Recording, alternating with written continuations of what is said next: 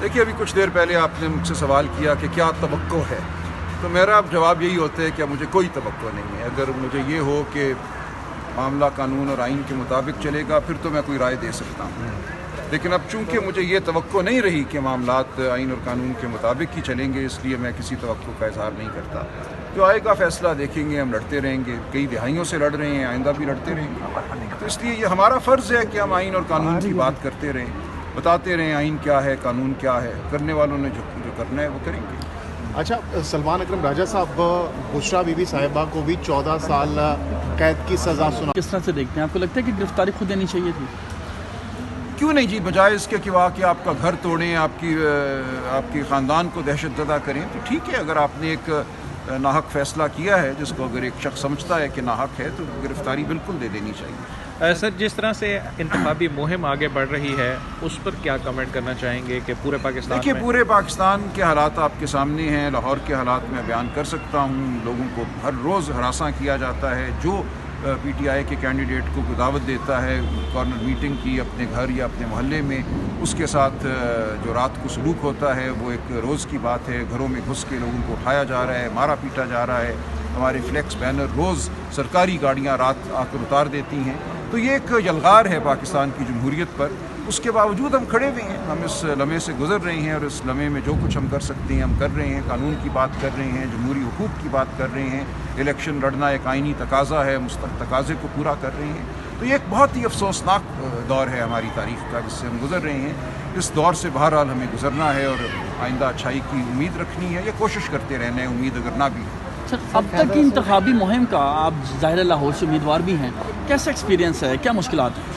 देखिए, मुश्किलात तो मैंने अर्ज़ कर दी क्या हैं। जो एक खौफ का, डर का आलम है जो लोगों के साथ हो रहा है, लेकिन उससे हटकर मुहिम एक बहुत ही ये खुशगवार मेरे लिए तजुर्बा हुआ है, क्योंकि मुझे लोगों से मिलने का मौका मिला है जिनसे आम तौर पर शायद मुलाकात नहीं होती। तंग गलियों में, छोटे घरों में हज़ारों की तादाद में लोगों से मैं पिछले 3-4 हफ्तों में मिला हूँ। रोज़ हम निकलते हैं और मिलते हैं और उनकी बातें सुनी हैं। कल एक साहब मुझे आए, एक हम बाज़ार से गुज़र रहे थे, उन्होंने कहा मैं रिक्शा चलाता हूँ, आप रिक्शे वालों के मसाइल पे आपने कभी तवज्जो ही नहीं दी। मैंने कहा वाकई मैंने रिक्शे वालों के मसाइल पे कभी तवज्जो नहीं दी।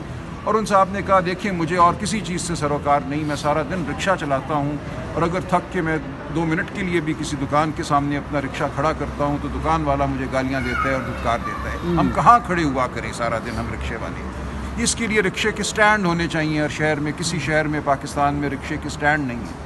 मैंने उससे, अनवर उसने अपना नाम बताया, वादा किया है कि अगर कभी मैं पार्लियामान में गया तो मैं रिक्शे वालों के मसाइल उजागर करूँगा। देखिए, ये वो बातें होती हैं जो आप नहीं सोच रहे होते। हम आइन और कानून और पता नहीं क्या सोचते रहते हैं।